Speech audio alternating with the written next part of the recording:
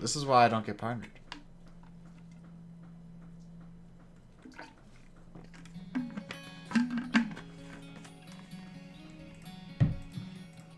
I don't want to hear this super loud music.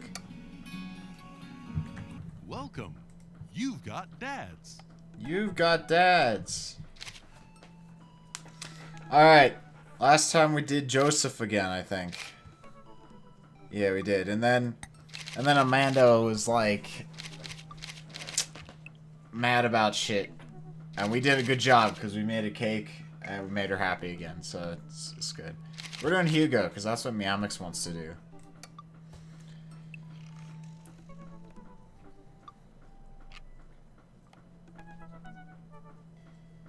No, you said teacher... Meowmix. No, I said we can do Dame or teacher dude. I should take Hugo up on his offer to hang out. I had a lot of fun with him at the aquarium. I tap out a message to him on Dadbook. Hey, still want a cheese board? Hugo responds within a few minutes. Colin is still being a humongous shithead. He won't stop sending the same picture of Jackie Chan in a mesh shirt to the printer, and it's a nice picture, but it's wasting all my paper. Whoops, sorry, meant that for another teacher. But seriously, he's insufferable. There's pictures of Jackie Chan anywhere. Dang. Rip Colin. Save a couple for me. My Jackie Chan scrapbook is a little light on content. Think this would really round it out. I stand up from the computer. Oh, wait. Ha, let me get back to you after class ends. Well, guess there's only one thing to do now. Dad nap. Dream nappy. I hop on the couch and turn on some Antiques Road Warrior for the background noise. I got this ornate cabinet from a yard sale for $5 in 1982. To be told that it once belonged to a Confederate general is a huge surprise. This will feed my tribe for weeks. What the hell? I really like the way the appraiser's voice echoes through the mouthpiece of his leather armor / bondage gear. Maybe this isn't the ASMR thing Amanda keeps telling me about. Oh, maybe this is that ASMR thing Amanda keeps telling me about. I drift off to sleep. I'm jolted awake by a Dadbook message from Hugo. Hey, sorry about that. Colin's in the principal's office now. He says he knows Jackie Chan personally and that Jackie won't be happy to hear this. I get off work in a little while and I continue to be very serious about the cheese boards. I fumble out a reply. Yeah, so am I. Hugo and I work out the details and I'm all set to meet him in a few hours. A man walks in the door just as I'm about to leave. What's up, Buttercup? Just getting home from school? Where are you going?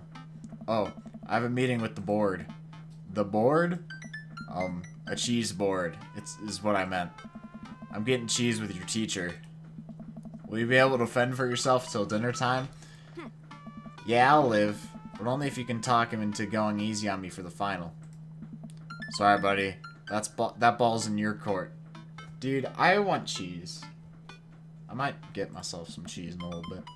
What's in my court, you ask? Just a variety of delicious cheeses, meats, and their accompanying crackers. Maybe some olives, a little bit of fig jam. Daddy. You're right, Brookie. Wait, is chat on screen? Where is it?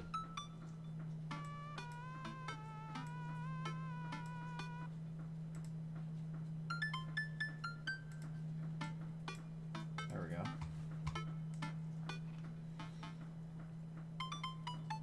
I get it, you're excited about the cheese. Sweetie, you'll get it one day. But now I gotta go see a man about some manchego. Please leave. I walk into a quaint French diner, and Hugo waves me down to a booth in the corner. He looks pretty tired. Long day? Every day's a long day when you teach middle schoolers. Yeah, dude, fuck Colin. I hate that guy. Oh. Colin started a gambling ring. The pictures of Jackie Chan were just a cover. He's bartering in those little rubber band bracelets that are also shapes. Yo, I had those silly bands. I had, like, a lot of those. I don't know where I got some of them, though. I think someone just gave me a lot. Is that the one that parents think means sex stuff? Those ones, yeah. But the reports are just the sensationalist news media capitalizing on the fears of suburban parents as usual. Dude, silly bands relate. I think it has a Z, actually. Brookie. At least I hope. Yikes. Oh. Right now, I'm very ready for some fine wine and some delicious cheese. Waitress stops by and takes our order for the biggest cheese plate you have. For the love of God, just please put the cheese in my mouth, and recommends us some wine. Serious bands. Do you two want a scorecard for trivia? There's trivia? Yep, we're starting in a few minutes. Pretty much everyone here is playing. Oh. We'd love to play, right, Snuggly? Yeah, sure. The waitress hands us a scorecard and a few pencils before leaving. I might not be much help here. I'm not very good at being smart, I guess. Same. Come on, I doubt it'll be too hard. Snuggly, dude, just... Oh, there's Matt and Brian. Dude, Brian! And it's like a competition. Oh, dude, this just got serious. I turn to see Matt and Brian here with their daughters, looking like they're ready for trivia. They come up to the table and greet us. Hey, guys, y'all here for the old question and answers game? Okay, wait, it's Brian, Daisy, Matt... I forget her name. Fuck. Hey. Yep, we come here every week, but Brian and Daisy carry the team. Carmencita, that's right. Carmencita and I are just here for the cheese. Provolone 2, lost in New York, have been reigning champions for the last month. Provolone 2, lost in New York. Okay. Provolone 2. Man, Brian's great at trivia too. That raises the stakes. Great name, though. Solid team name. That's Carmencita's claim to fame. It hurts me how good I am at puns. Like father, like daughter. But no dads are good at puns. That's the thing. Excellent. It's great, Cancel. It was pretty good. I like it. You guys gonna try to give us a run for our money? We'll see what we can do. We're just here for the cheese too. We'll see what we can do to not hurt your feelings too bad. I will destroy you. What do we do then? I kind of like the middle one. I mean, we were here for the cheese, but I kind of like the compromise in the middle. The cheese will taste so much better with a side of victory. Hugo and I bump fists. Tag team champions. We'll have to think up a good team name, but I think this will be fun. Good luck. Yo, what's up, Enshade? Hey, gamer. Brian, Matt, and their daughters head back to their table. Well, I guess we need a name. Got any good ideas? Easy, breezy, beautiful. Vardy like it's 1999. Ah, real monsters. Craigslist Swiss connections. We'll do Damien next, Berkey. How about that? Chat, you can pick this one because I don't know.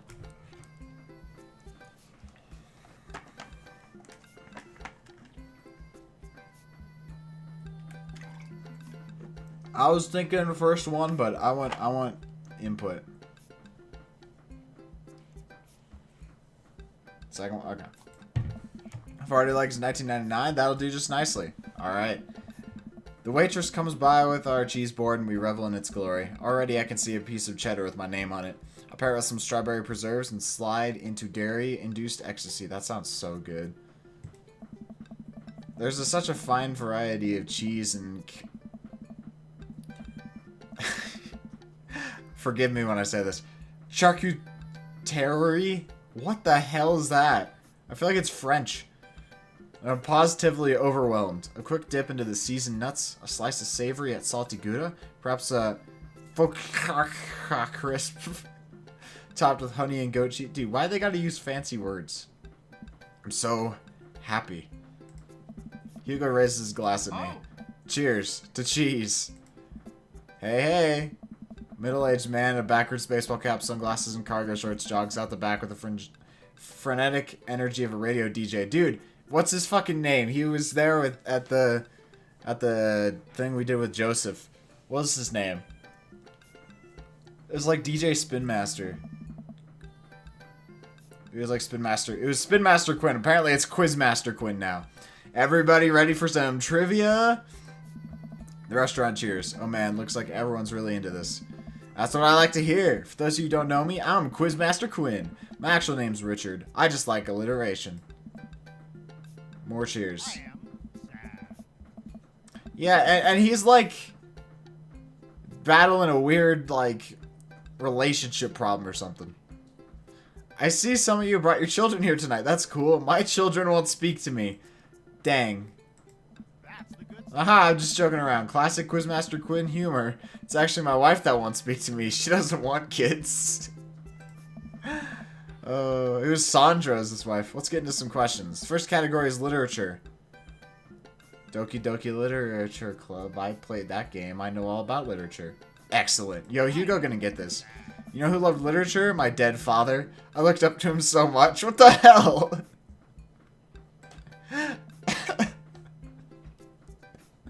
What the hell is wrong with Quinn, dude?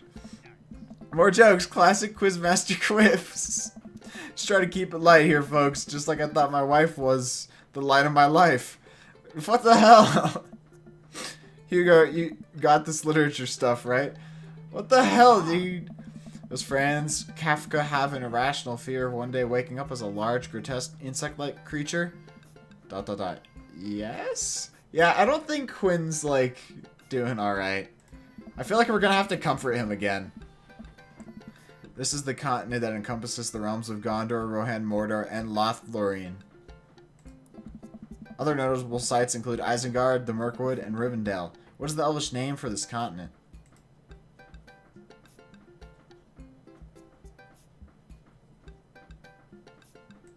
Correctamundo. I got it! Yo, what's up, Spyro? I love you too. Checking the Hobbits to ask. Wait.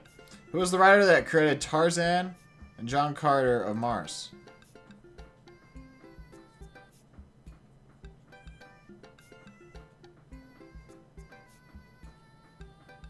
Correct. Edmond Dantes is better known as this man.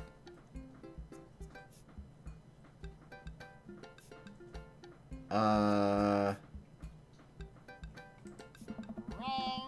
Fuck! It's okay, I got two. The Quizmaster walks around the room. I think he's doing crowd work. He stops behind Hugo's table. Whoa, nice cheese plate you got there. Thank you? How's that cheese tasting, big guy? Good. Alright, good luck, Meowmix.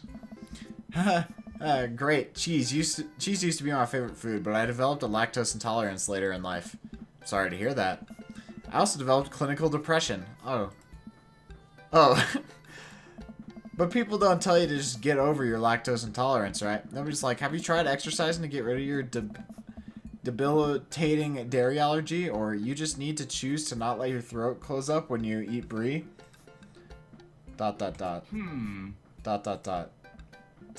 Anything? Does that scan? I'm trying to workshop my routine here. Quizmaster Quinn walks off to another table. Who wants to start the next round? More cheers from the audience. Next round is cinema. Oh man, I love movies. Sometimes I'll retreat into them for days on end because obsessing over a fictional universe is easier than engaging with my real emotions and problems. Frodo Baggins, am I right? We just had a question about Lord of the Rings, though. Is he okay? I think it's just his character, I hope. I don't think it is. I'm pretty sure Quinn is struggling with some stuff. How's your cinema? Spotty. I don't know a lot about movies, but if there are any questions about bad horror movies, I can be of service. That's an interesting one. It's a bit of a guilty pleasure.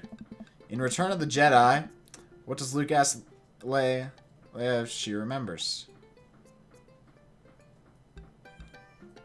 Return of the Jedi. That's 6, right?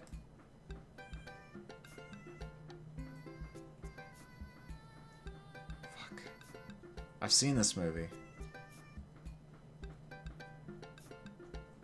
Correct. The entertainer makes a fourth wall breaking appearance in the film Gremlins 2. Oh, which one? Charlie Sheen. Fuck. Which of these 80s horror movies dies Wait, which of these 80s horror movies does not feature an Indian... Does not... There's a typo. Does not feature an Indian burial ground as part of its setting? Oh, dude, I haven't seen any of these. The Shining. Fuck. See, I want to try to get the questions on my own without chat's help. Seems like we're doing pretty well, but we're neck and neck with Brian and Matt's team. Those guys are pros. Look over to their table and give them a friendly but competitive nod. I lock eyes with Brian. He gets a much sterner nod. And the next category is wrestling. Okay, we're totally boned. Hugo grabs my arm. Wait, I got this. Huh? Man, you know who I'd want to wrestle with? Literally anyone. I crave human interaction. Please put me in a chokehold. Oh. Please. It has been so long since I've been held. I can only process my emotions by making jokes out of them. Huh. Let's start the quiz. Remember that this is the lightning round. The first people to answer get the points. Look over to Hugo. He's focused. He's in it to win it. Question 1. This was the original name of Stone Cold Steve Austin in his debut for the WWE. Hey. Hugo's hand shoots up. Yes. The enthusiastic one over there. Steve Austin debuted as the Ringmaster. Oh. That is correct. Points to have already like it's 1999. Oh. Next question. This city was the location of the first ever WrestleMania. Oh. Hugo's hand shoots up again. Yes, the one who looks like he has known the answer for his entire life. The first WrestleMania was held in New York. New York at Madison Square Garden in 1985. Correct. Another correct answer for her already like it's 1999. Hugo's destroying these questions. He's so passionate about this. I've never seen him act like this before. It's honestly kinda hot. Go! Ooh, tough one. This title match went down in history as the shortest match at WrestleMania to date. Hugo jumps up more excited than I've ever seen him. Oh. Chavo versus Kane. Ooh, sorry, Bucko, but that is incorrect. The answer is actually Daniel Bryan versus Sheamus at WrestleMania 28. No, that's absolutely wrong. The real record is Chavo Guerrero versus Kane. WrestleMania 24, March 30th, 2008. Kane took down Chavo with one choke slam and pinned him down for the 3 count. I will not stand for this travesty. Hey man, I'm just reading from the card here. I don't actually write these. Well, you're still wrong. Dude, he mad, dude. What are you, my ex-wife? The crowd erupts in laughter. Hugo blushes. He retreats back into his chair. Fine. Wow, Hugo seemed really fired up about that. Where did he get this encyclopedic knowledge of wrestling? How do you know so much about wrestling? Oh, you just pick stuff up. No, you don't. That sounds suspect, but it seems like he doesn't want to talk about it. I turn my attention back to the quizmaster. Alright. Looks like we're down to the final category. It's a close one between Provolone and 2 lost in New York. Brian and Matt high five. And we've already like it's 1999. Hugo and I high five. We look over at Brian and Matt, Carmencita and Daisy. Wait. We look over to Brian and Matt, Carmencita and Daisy. All give us thumbs down and stick their tongues out. That sentence doesn't really make sense. I ate a big chunk of cheddar without breaking eye contact to show them just how serious I am. The final category is cool animals. Animals, huh? I never could take care of another living thing. Hell, I could barely take care of myself. Haha, I'm falling apart. Anyway, here's the questions. The Canary Islands were named after which kind of animal? I mean, I'm assuming birds.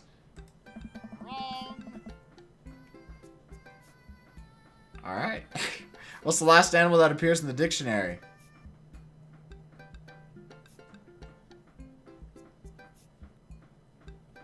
Apparently, Zayzva. Correct. What mammal has the thickest concentration of fur in nature? Canadian beaver, duck-billed platypus, polar bear, or otter?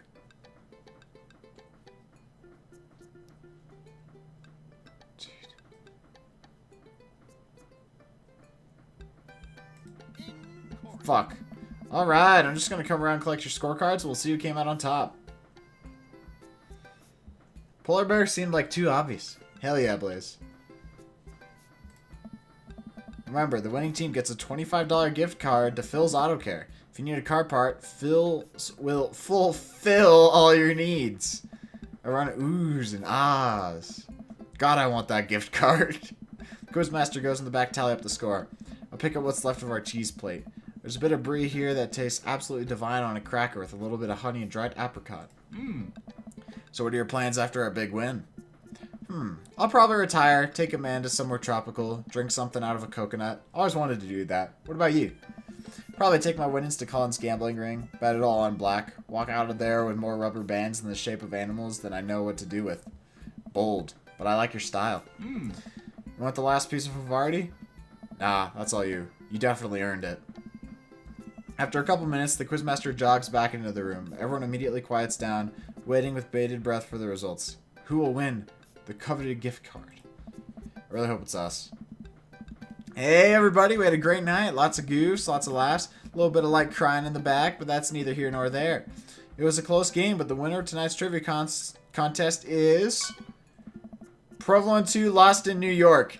God damn it, dude. I screwed up the last round. I got like all the questions wrong. Come on down and get your gift card for Phil's Auto Care, where Phil Nominal Services... God, I can't do this anymore. Please just take the gift card. Brian and Matt run up to grab the coupon and bow to the roaring applause of the crowd. I do my best to convey to Hugo a sense of appreciation for his hard work at trivia, with only eyebrow raises and a shoulder shrug. Oh. We'll get him next time, Snuggly. They haven't heard the last of Havarti like it's 1999. God damn it, guys. We screwed up. We're bad at the game. Hugo and I walked back toward the cul-de-sac, full of cheese and a sense of defeat. Brian's good, but I saw some tactical weaknesses there, which I think we can exploit for the next trivia night. He seemed weak on literature. I think if we established ourselves early on, it would hurt team morale. Maybe it would get them more focused on the cheese than winning. You're right. Next time we'll be prepared. Shame about that one wrestling question, though. I'm not kidding. I plan to write a strongly worded letter to whoever employed that man. Come on, there's got to be a story there. What do you mean? You didn't even stop to think. You pulled that wrestling knowledge out like you were there at the ring yourself. I bet you he was. He's a WWE wrestler. Oh, it's just stuff I know. Yeah, Quinn does need a little bit of help. Ask again, drop it. Hugo, I figured you'd be better at lying after dealing with every kid in school for as long as you have. It's embarrassing. Ask again. You know what's actually embarrassing? Not being able to explain basic algebra to your daughter. You know what's definitely not embarrassing? Knowing stuff about wrestling. Hugo sighs. Alright. If you really want to know, just follow me. Okay. Hugo leads me to his house at the edge of the cul-de-sac. We step inside and his house is exactly what I expected it to be. Neat and filled top to bottom with books and art. Hey! The dicks. The Oleg Planto. Welcome to my home. Sorry it's so messy. His house is actually spotless. I follow him down a hallway. What are we doing? Hugo opens the door and ushers me inside. It's pitch black. He closes the door behind us. This looks kind of messy to me. Hugo flips the switch and I finally understand. Curio cabinets packed with in-box wrestling action figures line the walls, along with posters, cardboard cutouts, every piece of wrestling memorabilia imaginable. A giant widescreen TV sits on a decked-out media stand. Yeah, it's not spotless. I'm speechless. I look over at Hugo, who's hovering by the door, doing everything to avoid eye contact. This is really embarrassing. This is the coolest thing I've ever seen. Wow, not a lot of people have seen this, huh? Coolest thing I've ever seen. Are you kidding? Look at all this stuff. This was taking you forever to collect. Dude, you got hella people. Could I touch this? Go ahead. I pick up one of his replica championship belts and toss it over my shoulder. Do you smell what I'm cooking? I think the line is... It's meatballs. ... I don't think that's the TV that he was talking about, Nshade. I think it's off screen. Sorry, I don't watch a lot of wrestling. I just think it's so cool how passionate you are about this. Yeah, I am. I really, really like wrestling. I bet you he likes the dudes in the wrestling. He's blushing so hard right now. Ernest, dude, fuck Ernest. Hugo, you bought the wrong kind of pizza rolls again. Looks like Ernest just got home. He's yelling in from the hallway. I can see Hugo immediately deflate. Oh. I told you those pizza rolls have less sodium. I just want you to be healthy, son. Ernest comes into Hugo's wrestling room and looks around with disgust. He notices me and scoffs. I would take a scooter. I would get a razor scooter and hit Ernest's shins with it. I thought nobody was allowed in your precious wrestling room. I never said that. I just said you're not allowed to take the action figures out of their boxes and pose them so that they're having sex with each other. Ernest gets flustered. Yeah, well, whatever. I'm gonna go throw eggs at stuff. Have fun with your stupid wrestling crap. Ernest leaves, then a moment later pops his head back in the room. And your stupid friend. Ernest storms back out the room. I hear a door slam. Hugo warily runs his hand through his hair. Sorry about him. And sorry that I have to keep apologizing about him. He's just going through a phase, I guess. I try so hard to impress him, but it's obvious that no matter what I do, he hates me. Ernest has a thing against authority figures, and you don't get much more authoritative than a teacher dad. My ex, he gets to be the fun weekend dad, and I'm just Hugo, who makes Ernest eat his vegetables and turn his homework in on time. And okay, confirmed gay. It is end shape. No, it was Lucien who tried to do that. Lucien tried to trap Ernest. He tried to cask of Amontillado Ernest, and Ernest is the one that fell for it. Hey, you love him and you're looking out for his best interests. Take it from one dad to another. Someday he'll come to appreciate you. Maybe not someday soon, but someday. Confirmed a gay. I mean, we thought maybe he was, but now it's confirmed. I hope so. Hey. Thanks for letting me vent. Hugo glances at his watch. Suppose it's getting kind of late. Let's do trivia again sometime soon? Question mark? Why not, Berkey? I look at him seriously. I feel like Snuggly's face is just like super cocky because he has that unending fucking smile the whole time. I would absolutely love to. I start to leave. And hey, thanks for showing me your wrestling stuff. Maybe you could tell me some more about it next time.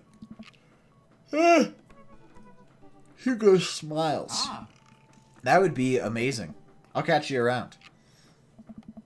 It only takes me a minute to walk back home. Amanda's sitting on the couch reading a book about female photographers.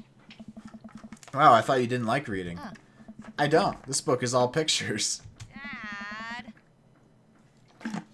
And even then, my patience is being tried. Ugh. Did you get to eat all the cheese your little heart desired? Snuggly's interesting. I think part of him looks like me. And part of him does not. I am a happy little cheese monster.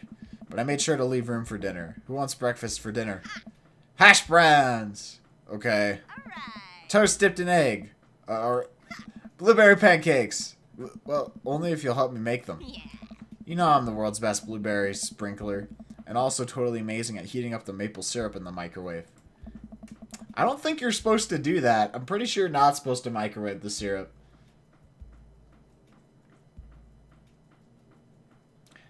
Yeah, that has a mustache. That's what I was thinking. Tell me all about that cheese board. Man and I spend the evening cooking an elaborate breakfast with everyone we can find inside the fridge. I tell her all about the trivia, but leave out the parts about Hugo being into wrestling. Figure she'd probably find some nefarious way to use that information for a better grade.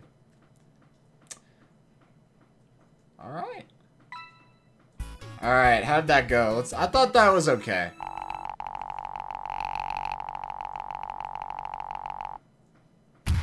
I'm JK rolling with delight.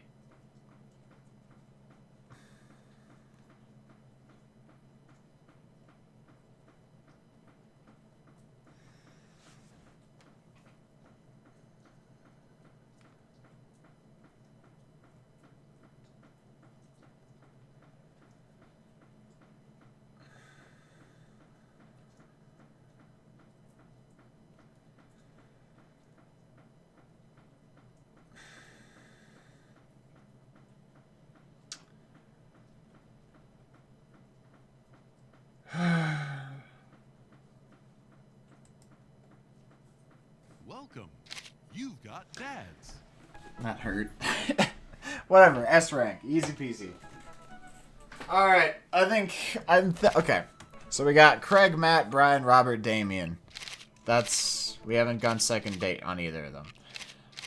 I'm thinking Damien. I did say Damien next, so.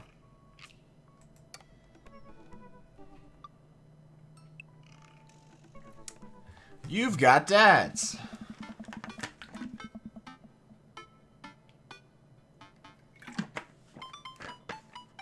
It was because of the JK rolling with delight. Odd me. It hurt. I had a lot of fun hanging out with Damien the other day. I wonder what he's up to. I opened up Dad Book and start writing him a message when Amanda walks in the door. Dad, you got a letter. Oh, is it from Grandma? No, it's from Damien. Whoa, can I see it? Amanda hands me a piece of old parchment, folded into an envelope and sealed with purple wax. Damn, the dude goes all out. I pry off the seal and unfold the letter. In the most beautiful calligraphy, the letter reads, Jesus Christ. Dearest Snuggly, I hope you'll find my continued correspondence endearing rather than trying. One can only hope that my use of the slower, more traditional form of communication will showcase my sincere and earnest sentiment that I greatly enjoyed our time together. I write this hastily under the warm embrace of excitement, fearful that I may misstep and speak towards something unwelcome.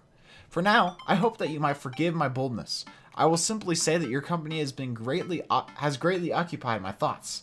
While the afternoon may have been derailed by forces unforeseen, your companionship helped a great deal, not only in the discipline of my child, but in the morale of my spirit. And for that, I thank you. That said, Snuggly, if you'll allow me, it would mean the world to me if I could enjoy more of your time. Perhaps a trip to the cinema, followed by a moonlit stroll, would be to your taste. I eagerly await your response. With great respect, D. Bloodmarch.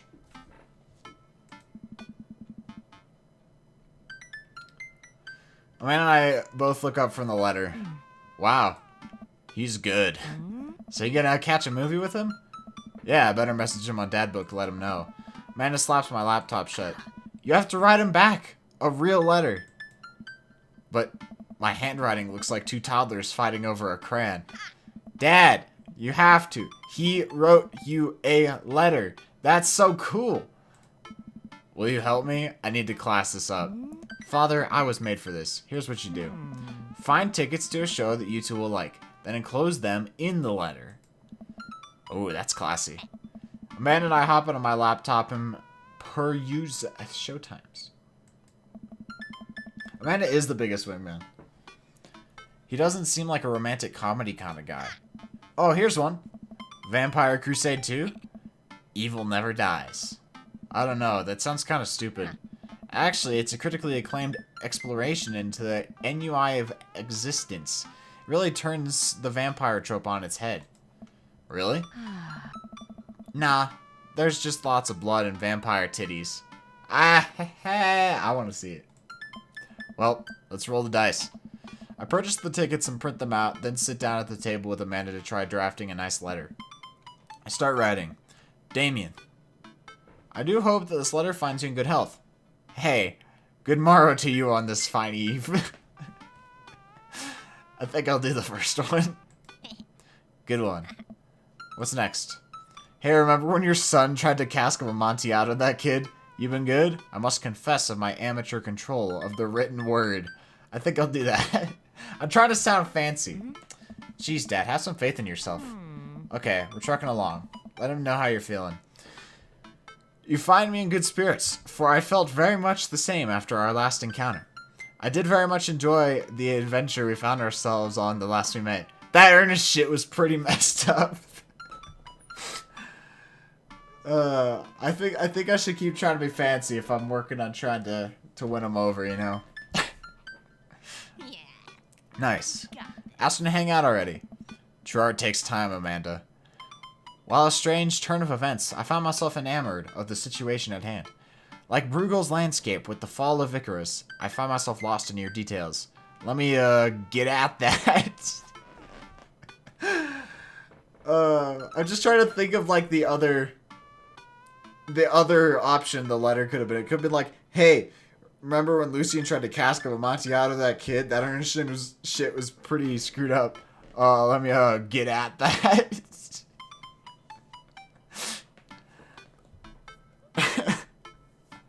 I'll do it, sure. You really didn't have to write the but at least it's direct. Bring it home, Pops. Let me take you out. I got 2 tickets to the movies. I very much enjoy your company accompanying me to the cinema. It would bring me great pleasure to escort you to the cinema. I like the second one. You saved it there at the end. I'm sure they'll appreciate your thoroughness. Welcome back, Meowmix with food. Enclosed, you'll find 2 tickets to Vampire Crusade 2 Evil Never Dies, which I'm sure you will find both titillating and enjoyable. Best wishes, hard daps. Namaste. We'll carry on. Fucking yoga. Best wishes. I like best wishes. Then I sign my name. My full name. Fancier that way. No, but he didn't sign his full name. He said D Blood March. Snuggly 23319. Is this okay? Amanda reads over my sloppy handwriting.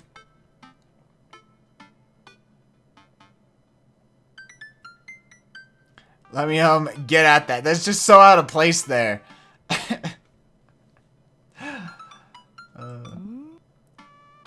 You spelled his name wrong. What? Nah, I'm just trying to keep you on your toes. Now all you have to do is seal it and put it in his mailbox. Can I seal it with tape? That's not authentic enough. I have an idea. I'll be right back. Amanda leaves the room and returns with a candle, a lighter, and a small piece of wood. You gotta have a wax seal. She lights the candle, which starts to burn down and form a pool of melted wax. What's that other thing? Amanda pours some of the wax on the folded letter and expertly presses the small piece of wood on it. She lets it dry for a second and pulls the wood away, revealing, here it is, your sigil. A little kitten with a bow on its head. Awesome.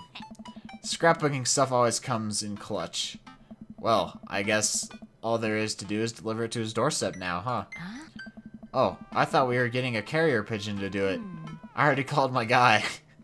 I have a pigeon guy. Marcus has the good pigeons. As opposed to the bad pigeons. We don't want the ones about to disbehave or anything. ... Don't get your pigeons from Anthony. They're no good. ... I don't want to know if any of this is true. I head outside and walk to Damien's house. I slip the letter into the slot in his door and go back home. Mission accomplished? Now we play the waiting game. The night finally rolls around where I'm supposed to meet with Damien. The next day, he had left another beautifully crafted letter thanking me for mine and agreeing to the evening. Amanda helps me pick out a nice outfit, and I show up at the theater a little bit early. It's a chilly night. The theater's kind of crowded, but it's still nice. How do you do? Without a question mark. Yeah, I'd imagine. Yeah, Mix. I bet they could like shit on you. Jesus Christ.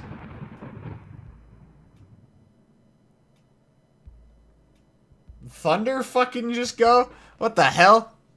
I jump at the sound of his voice and turn around to see Damien right behind me. You almost gave me a heart attack. How long were you there for?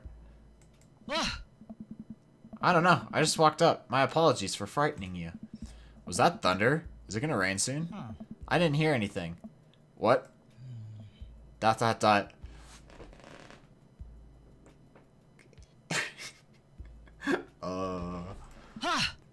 What? Regardless, the hour grows close. Shall we take our seats in the cinema? I must thank you again for purchasing our tickets. Dude, this is creepy.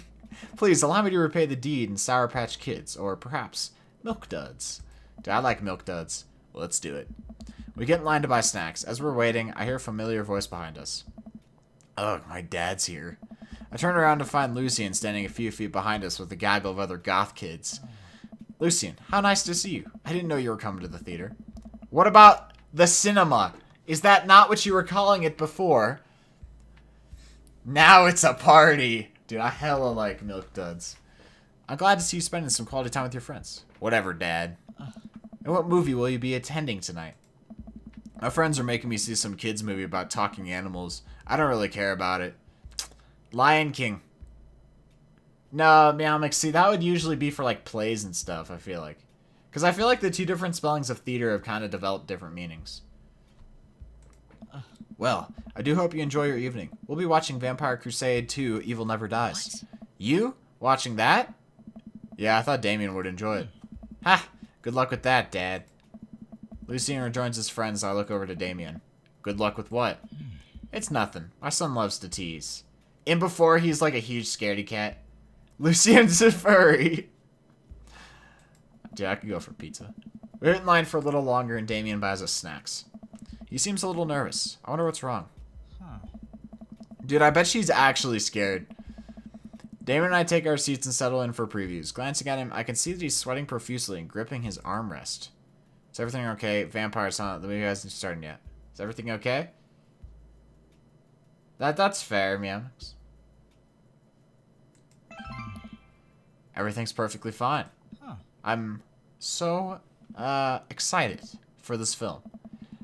I'm a devoted patron of the arts, especially the scary arts. The scarier the art, the better. Do you have a favorite horror movie? Of course I have a favorite horror movie. Mine is Halloween Town. Terrifying. Oh, interesting. That's odd. I don't seem to remember Halloween Town being that scary. I would have expected him to bring up some sort of strange foreign horror film that I've never heard of. Dude, yeah, he's totally scaredy cat. He's like... he totally freaked out. Dude, Damien's me. That would be me in a movie theater. Damien's knuckles are turning white. Looks like he's about to rip the armrest off. Wait a second. Damien, are you afraid of horror movies? Oh my. You must be joking. I love horror movies. The lights dim for the film.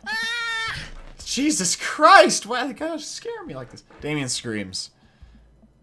I apologize. I was thinking about something far scarier than this movie, which is not scary at all.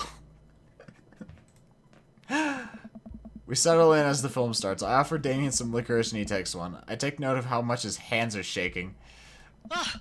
The title flashes across the screen in bloody letters. Vampire Crusade 2: Evil Never Dies.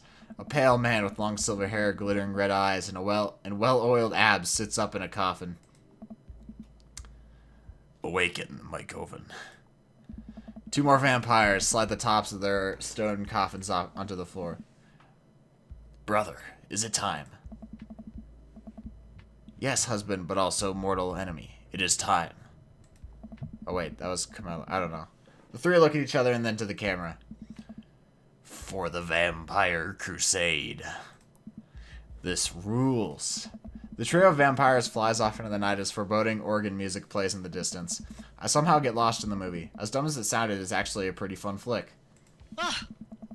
We get to a tense moment of the movie where Romulus Trueblood sits at a truce meeting with the general of the human army, whose wife Romulus has fallen in love with.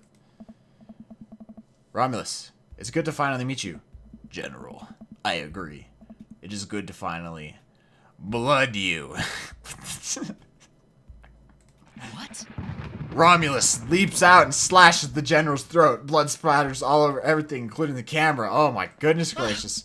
Damien screams again, reflexively grasping my hand. I immediately blush, forgetting about any vampires of blood or vampiric blood. Oh, I'm terribly sorry. Damien retracts his hand and places it back into his lap. I was writing a novel in my head about blood magic, and I got to an extremely scary section. Damien goes back to quietly stressing out over the movie. It's kind of cute that he won't admit that he's afraid of it. I got you, Meowmix. I wish you would hold my hand again. Whoa! Maybe I could do something to try to make him feel more comfortable. I've got it. I'll do what all dads do best. Talk during the movie. Tell a dad joke, point out plot hole, ask what's happening. Plot hole. Did you notice how that guard fired 7 bullets, but his gun only holds 6 bullets? Yes, that is absolutely unforgivable from a filmmaking standpoint. It's almost unwatchable. It's funny how it's so much easier to point out tiny mistakes in the work of others than it is to actually go create your own thing, huh? True. Hey, look. That's an anachronism. Yo, I know what that word means. No, heck dad joke. I'm CinemaSins. The rest of the movie goes by relatively smoothly, with only a few whimpers from Damien. Maybe he would have liked the romantic comedy better. We get to the final scene of the movie, where Romulus Bad Blood and the General's wife embrace each other in his crypt. It appears that the true Vampire Crusade was the Vampire Crusade in our hearts. Our cold, unbeating hearts. Romulus and the general's wife begin making out hard. The film fades to black and the end appears on the screen, but then it hard cuts to Demetrius and his rival lover Carmela, who watch the two from afar. Oh no, twist ending! Our bloodline has been pure for 1,000 years. Romulus has betrayed us by loving a human woman. It will only be a short time before the next Vampire Crusade 3 Evil Must Die Again! More thunder, more ominous organs. The movie fades out again and a bloody question mark now accompanies the end. Damon and I walk out the movie theater amidst throngs of chattering moviegoers. He's a little more pale than I remember, but otherwise he survived the encounter. He even seems kind of invigorated. Why are you dating a vampire? Because, well, we don't know if he's a vampire. What an interesting film. While the premise admittedly struck me as pedestrian, I was intrigued by its harrowing love story and great attention to detail in regards to vampiric lore. Yeah, it was pretty good. A lot more vampire titties than I thought there would be. Come, the night is young. Let's take a stroll. Damon's making a point of not telling me where he's taking me. Still, I'm enjoying the walk and the cool night air. Being alone here with Damien is a lot better than being in a crowded theater. Yeah, I know, right? Meowic's the fucking worst movie of all time. Lovely night, isn't it? As lovely as the company, yes. ... He thinks I'm lovely. Ooh. Damn, okay. Here comes the smooth response. Thanks. Cool. Okay.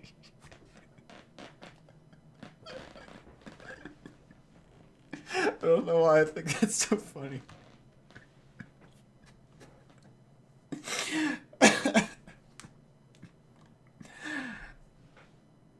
I think thanks. No problem. See, okay would have been funny, but thanks got me the hearts. I totally would, Meowmix. Crushed it. We both stand there feeling a little awkward. I sure am one smooth operator. Are you getting a little hungry? We could maybe stop off and grab something to eat. Worry not, friend. I have a plan.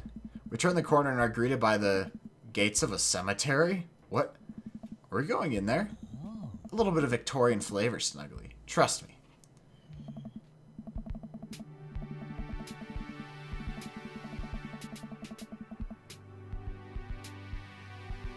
It's a banger, dude. I'm a bit nervous, but Damien hasn't led me wrong yet. I follow his lead as we walk into the cemetery. Statues of angels stare down at us as we follow a path through the faded tombstones. Is spelled lead wrong? As we crest a small hill, we get a beautiful view of the city. The night lights sparkle around us. I gotta hand it to him for being in a cemetery. This is strangely romantic. Picnicking in graveyards is an old Victorian tradition. An appropriate finish to an evening after a vampire movie, wouldn't you say? With a flourish, Damien produces a blanket and picnic basket. Wait, where are you hiding that? ... Under my cloak? Oh, right. Wait. So, okay, wait a minute. So I just had the cloak and just like, it's like a picnic basket? This is my ex-wife's grave. Would you like to join us? Whoa. Damien unfolds the blanket. We both sit down, gazing out at the city lights. He produces a bottle of red wine and a fine selection of cheeses. Dude, the cheese again. In the Victorian era, there were no public art galleries, parks, or botanical gardens to speak of.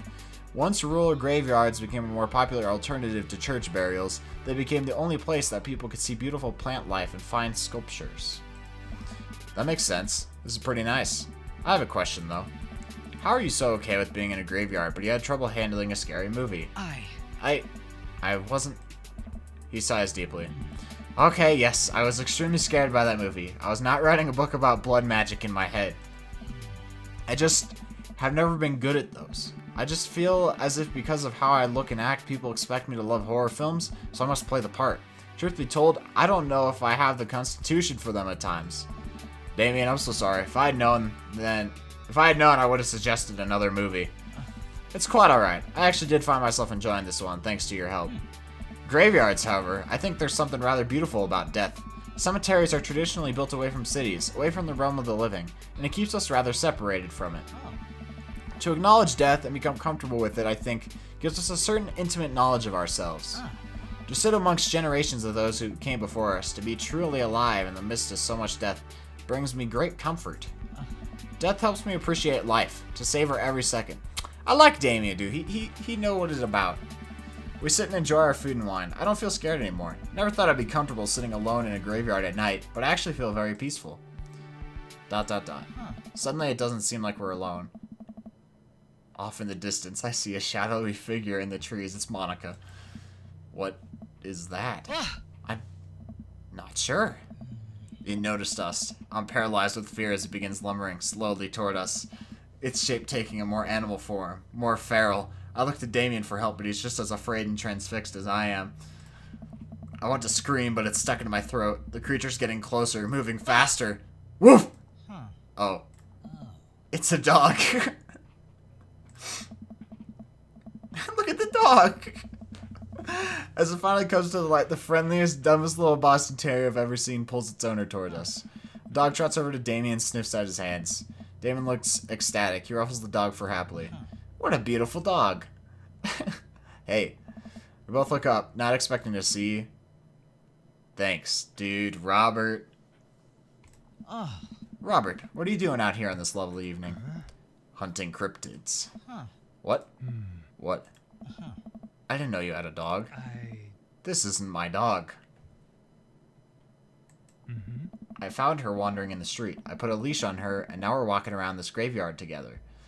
Seems about right. Hunting cryptids. Damon and I share a look. May I give her a treat? Sure. Wouldn't give her cheese, though. Not to worry. Damien reaches into the depths of his cloak and procures a small dog treat. What else is he keeping in there? In before 33 copies of Shrek 3 on Blu-ray? Dude, it would be so cool to have a fucking trench coat, like a cloak, to actually just wear. I want one, dude. The dog laps up the tree and crunches away, tail wagging furiously. Damien continues to smooth down her fur. Shrek 3. Listen, okay, I know it's Shrek the Third. Shrek 3 is easier to say. Oh, guys, do you like my shirt? My sister gave this to me a few years ago. Thanks. My absolute pleasure. Damien shakes the dog's paw. Lovely to meet you, my friend. May our paths cross again. Robert and his dog disappear into the darkness again. Damien stares after them. I didn't know you liked dogs. Victorians loved dogs, actually. Most Victorian women of high fashion would always be accompanied by a small dog, such as a terrier or a Maltese. I think big dogs are nice, too. Yeah, man, dogs are cool. I do believe we've had enough excitement for one night. What say we make our way home? Damien hops to his feet and extends a hand to help me up. I gladly take it as my knees aren't what they used to be. He packs up his picnic blanket and leads us out of the graveyard. As we begin to walk home, I take one last look at the cemetery. Really is beautiful. Like a proper gentleman, Damien walks me to my doorstep. Thank you ever so kindly for your company tonight. Damien, it was my pleasure. Snuggly, if you'll allow me, it would bring me great joy to offer you a token of my affection. Damien reaches into his cloak and pulls out a folded, monogrammed handkerchief. He presses it into my hand. Wow, thank you, Damien. I will use this to dry my tears for those I've lost. Can't wait to sneeze on this. I'm gonna wave this at passing ships. Dogs super glued to their scalps. I like the first one. A noble purpose. I got the eggplants. Damon shuffles his feet. I just want to say that it's rare to find someone like you. Someone who's open to my eccentricity. Okay. Eccentricities. There we go. It's nice to feel so accepted. Thank you. Damon gives my hand a quick squeeze. ... Damon blushes and hastily retracts his hand. I must take my leave. Good night. Eccentricities. He's the true retro. Before I can say anything else, he's gone. Huh. I unlock the door and step inside. Like a whirlwind, Amanda runs from the window and plops down on the couch, trying to look nonchalant. Hey, Dad, what's up? Were you watching me from the window? No, I was just, Okay, yes. How was the movie? Lots of vampire titties. Told you. But as it turns out, Damien is... Wait, Amanda doesn't need to know that. I'll keep it between me and Damien. Scary cool. Yeah, he's so cool it's scary. Nice save, Snuggly. Did you know that graveyards used to be a place to throw parties? I think I'm misremembering that. Wow, that's pretty punk.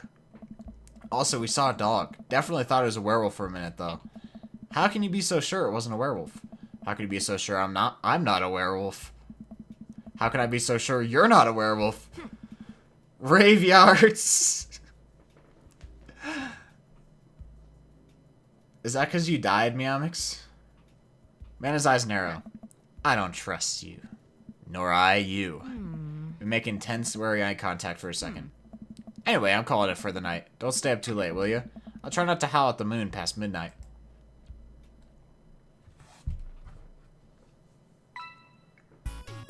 That went pretty well, I'd say.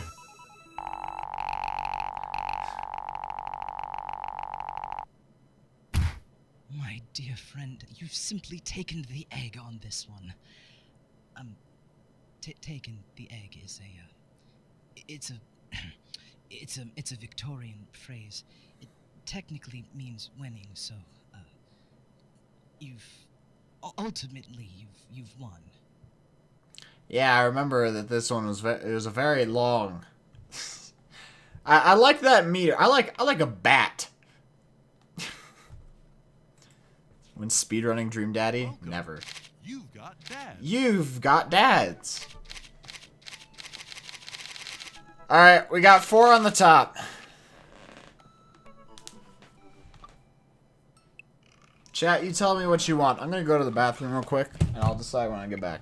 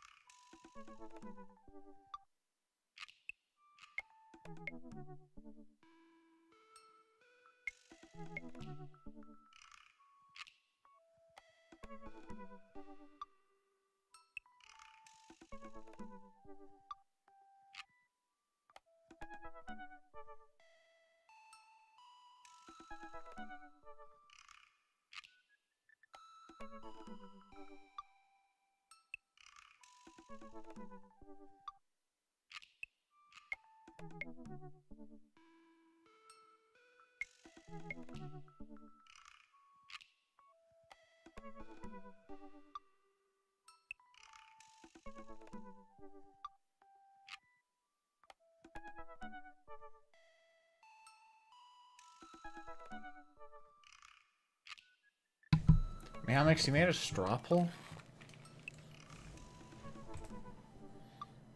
Alright, well, if there's results... Craig it is. I was thinking Craig, too.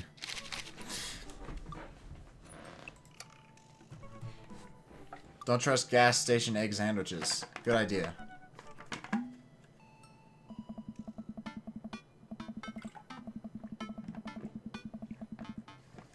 We're gonna do Robert. I mean, we're doing all of them at some point. I'm not gonna do any third dates until I do all the second ones. I really want to get some good quality time in with Craig. The last time we hung out, he was so busy with the kids and fending off flirty moms that I feel like we barely talked.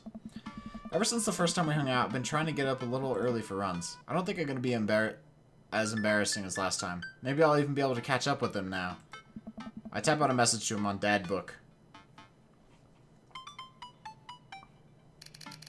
Hey man, been training on my run game recently. Ready for a round 2? Craig responds almost immediately. Dude, of course! Emojis! I don't know why he didn't just send an emoji rather than type it out. Another message pops into my inbox from Craig. Let's meet up tomorrow morning for my favorite morning activity. Brunch. It's like, it's run. Emojis. I type back. Brunch. What's that? You run and then you get brunch. Oh, right. Yeah, I mean, I figured that out. Brunch. I don't think the Emoji Movie was out yet, Meowmix. Craig and I agreed to a time to meet in the morning, and I have a chance to spend the evening hanging out with Amanda. So, we doing pizza tonight? Again? Can we do, like, a salad night? Dad, are you on a health kick?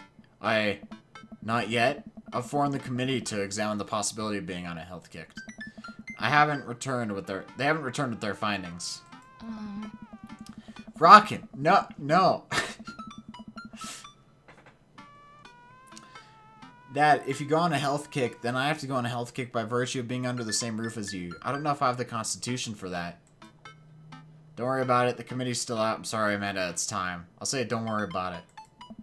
The committee's a smokescreen. Even if the policies change on paper, things will keep going the way they always have. City politics. You know how it goes. Hot diggity dog. In that case, Amanda picks up the phone and punches a few buttons with glee. Hi, yes, can I get an extra large pizza with chicken, bacon, extra cheese, and tomatoes? And a couple of the garlic sauce cups. That's my girl. From now on, though, I would try to limit this to 4 times a week. Amanda hangs up. Rico says, hey. They know us. Hot diggity dog. You know, that reminds me of that song from the Mickey Mouse Clubhouse. The hot dog. I like that one. The food gets delivered and we plop down on the couch to eat some za. Just be careful. Running is a gateway drug. It's a slippery slope, Dad. First you go on a couple light jogs, and before you know it, you're converting the garage into a home gym and renewing your subscription to some sort of weekly kombucha delivery service. Question. Shoot. What's kombucha? I was about to ask that. What's the best mouse-catool? I don't really remember the mouse-catools. I'll be honest with you. I don't remember any of the ones that they did. Okay, so you aren't too far gone yet. I'm just giving you a hard time, Pops. I'm really happy you're running more and caring about your health. I want to keep you around for as long as possible. Thanks, kiddo. Speaking of which, I'm running with Craig tomorrow. You gonna be able to keep up with him? Hey. Probably not. We laugh and eat more pizza than is probably healthy in the name of carbo loading. I call it a night early, so I'm ready for tomorrow. Miska, Muska, Mickey Mouse! When I first started running in the mornings, it was pretty hellish. Now that I'm a few sessions in, it admittedly has become a little bit easier, despite it always ending in me dry heaving over a trash can. Is that what the runner's high is? Just dry heaving? I lace up my tennis shoes, throw on a shirt from the Rider's Summit I went to 20 years ago, and head out the door at a moderate jog. Craig's already outside with River strapped to his chest. Hey! He's dressed head to toe in color-coordinated running gear. Wow, I look like a total schlub next to this guy. Misa Mickey Banks. No. Hey, bro. Morning, Craig. River gonna be running with us? Best as she can. We're taking it to the limit, aren't we, kiddo? Goof. Oh, I know what that means. Craig hands her a stuffed toy, which makes her smile ear to ear. That's Arnold the capybara. Sometimes it's the only thing that'll get her to stop crying. Oh.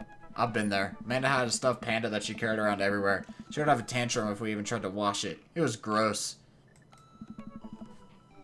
Huggy fuck if you ask River. Hey, just set the baby down for a moment, you know? So you've been running lately? Every morning for 30 minutes. I'm basically an elite athlete by this point.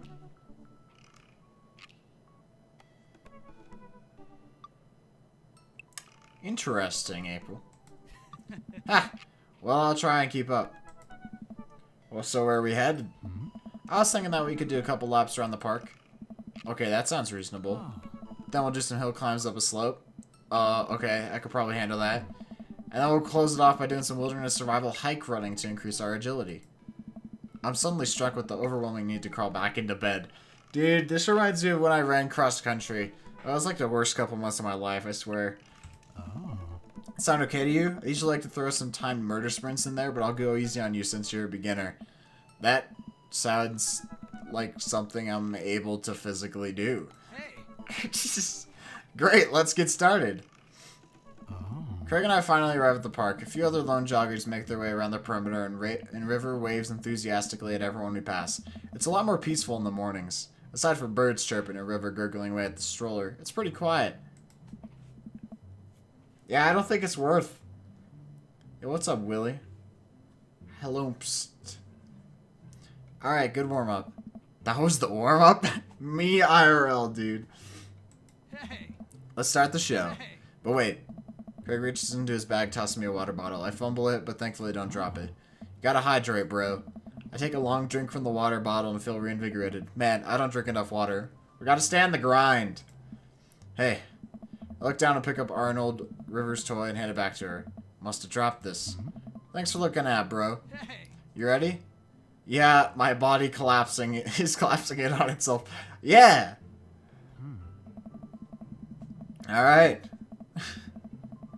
We finally finished our however many 10th lap around the park. Breathing heavily, but I can't believe I actually didn't lose Craig. He's even breathing heavily too, which makes me feel a little better. I look down at my shirt and notice I'm drenched in sweat. Huh. Almost looks like a frowny face. That's one. What? Hey! I'm just kidding. Good hustle out there. I'm really impressed. You're way better than the last time I launched you on off the treadmill. Dude, Craig just fucking messing with us.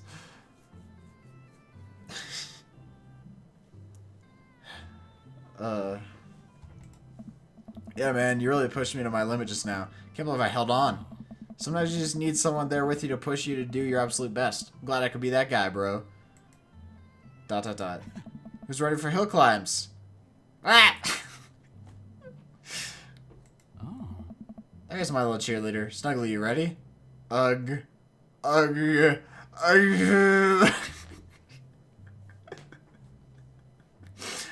Ugh. Same, dude. See, I always wanted to go with ugh, but I feel like I gotta show enthusiasm. You bet.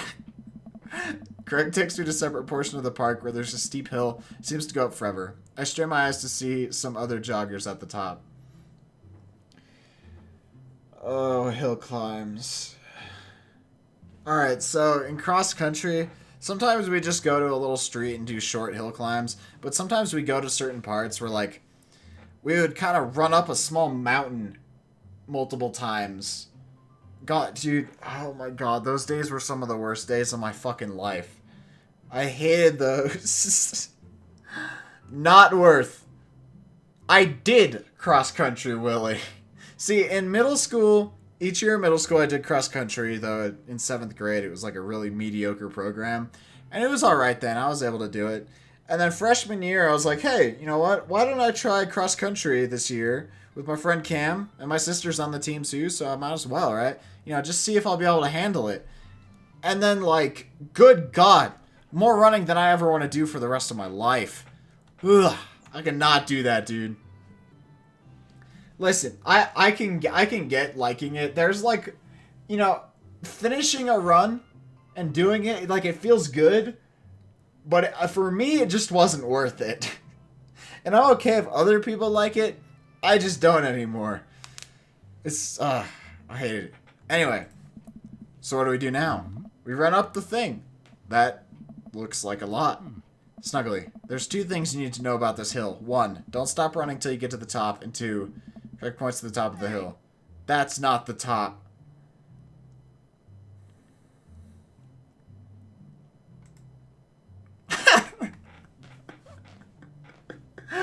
Ugh. Ugh. Ugh.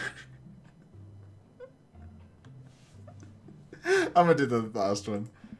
Let's do this! It does the same thing every time. I finally reached the top of the hill after making my way past what I originally thought was the top of the hill. Once there, I hunch over on my knees and gasp for air. My lungs are like daggers poking my ribs. I can feel my heart in my ears. River, I'm having a moment. Please. Whoo boy! Craig looks like he's taking a beating as well. Ha! So he is human. I would love that as well, Willie. Nice. Snuggly, put your arms on your head and stretch out your elbows. It helps you breathe better. Like this! Like this! I do as Craig says. It feels a little better, but I'm still in agony. And here. Craig tosses me the water bottle again. I hydrate like my life depends on it. I learned to stay hydrated in cross country.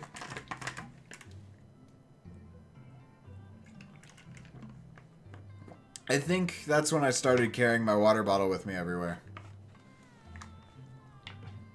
Dude, I couldn't fucking live without this thing.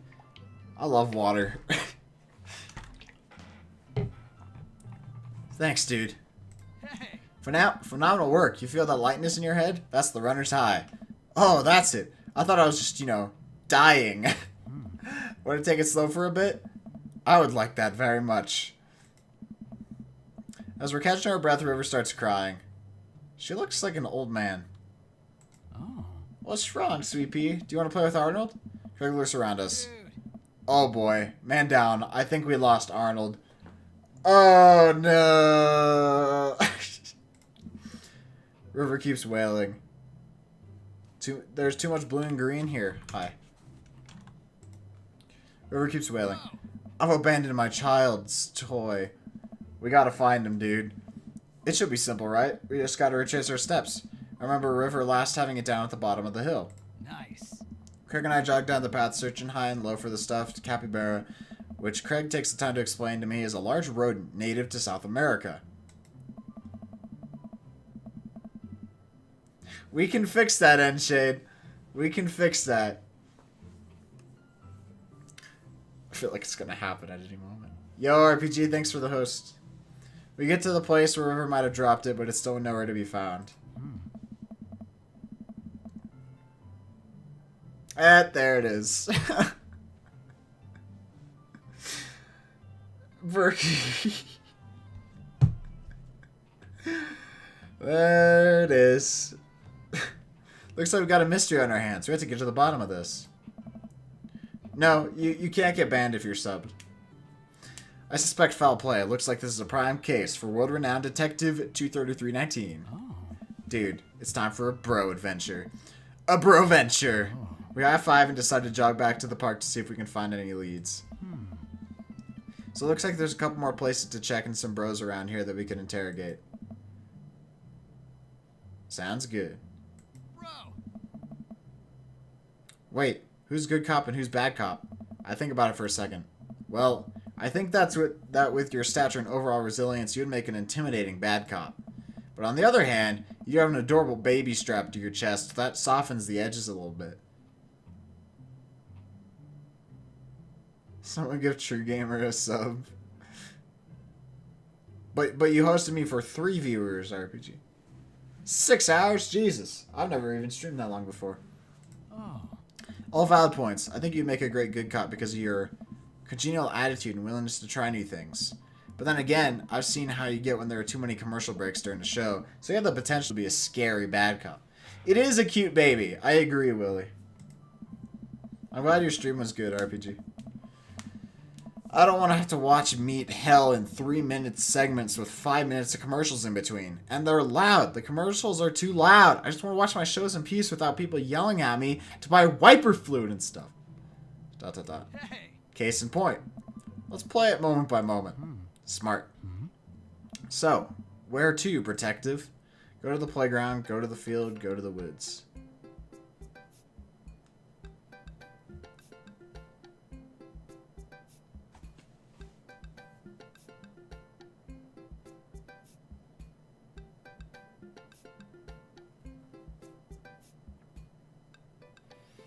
Nothing. This is Dream Daddy, a dad dating simulator.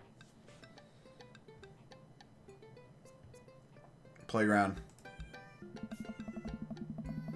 Hey, this is where we originally saw Brian and Daisy with their cute dog. We make our way over to a small playground at the edge of the park. A couple of kids play on the jungle gym while parents watch on the nearby benches. Over on one of the benches, I spot a familiar face. Look for clues, interrogate Joseph, try to calm River down, move to another part of the park. Interrogate Joseph. Let's see what Joseph's up to. Yeah. We jog over to Joseph, who seems to be engrossed in his book. Joseph! Joseph nearly drops his book. Hey guys, didn't think I'd see you two out here. Snuggly, are you exercising? Sure am. You know me, I just love to run and be healthy. That's kind of my whole thing. What are you reading? Oh, just a book on knots and rope tying. ... Kirk Douglas. For boats, boat ropes. Right. Okay. Say, you didn't happen to see a stuffed capybara around here. What's a capybara?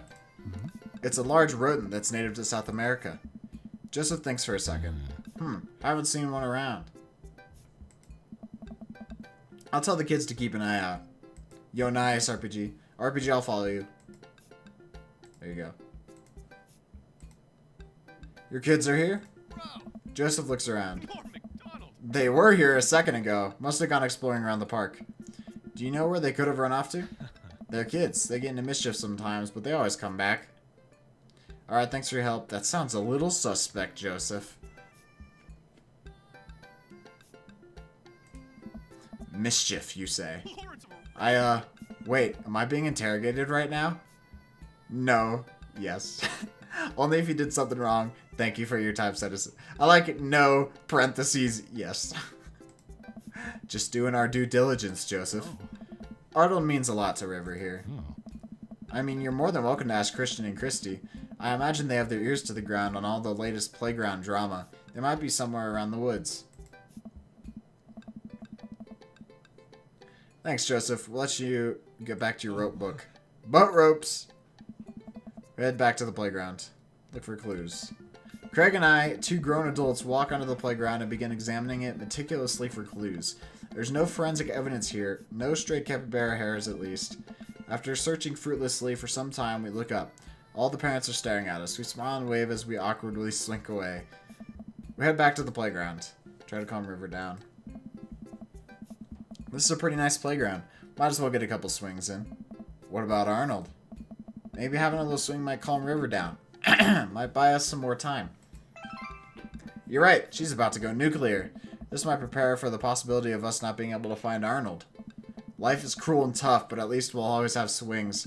Yo, the swings at my elementary school, I don't know if they're still like this because I think they changed them a little bit, but they were super good. I love the swings there. They go so high. Like let's say this is just like they'd swing like, let's say this is just their normal sitting position. They'd get like this. It's pretty crazy. Joseph is not annoying. Okay. Craig straps River into the baby swing and gives her a gentle push. She giggles. I take a seat on the swing next to her and immediately realize that I'm stuck. River seems to love that. Craig eventually helps me out of the swing and we decide to get back to the investigation. Horizontal. Yeah, pretty much. We head back to the playground. Try to calm River down. River has had enough of the swings. Her mind will be singularly focused on Arnold until some other Johnny come lately plush comes along. Or her next nap. Whatever comes first.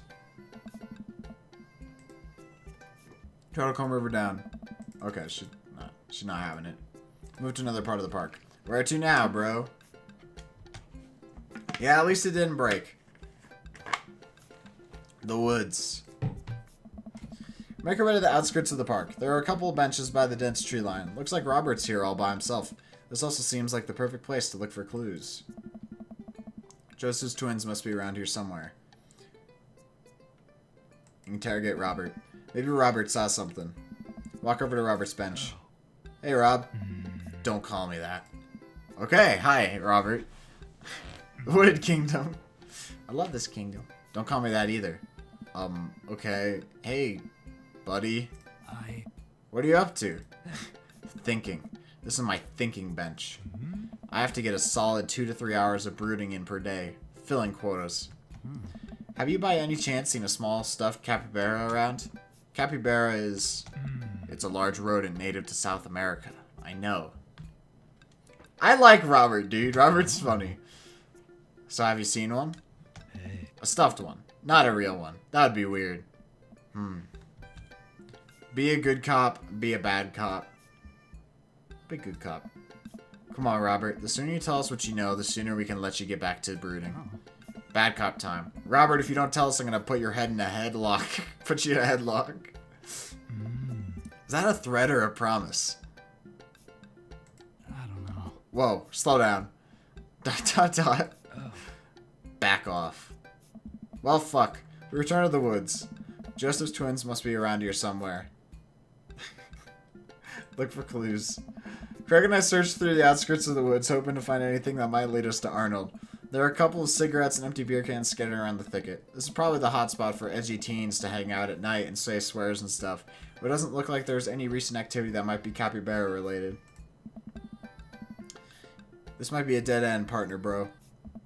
Turn to the woods. Just twins must be around here somewhere. Interrogate Robert. Time to grow Robert again. Walk over to Robert's bench. Oh, Christ, what now? Be a bad cop.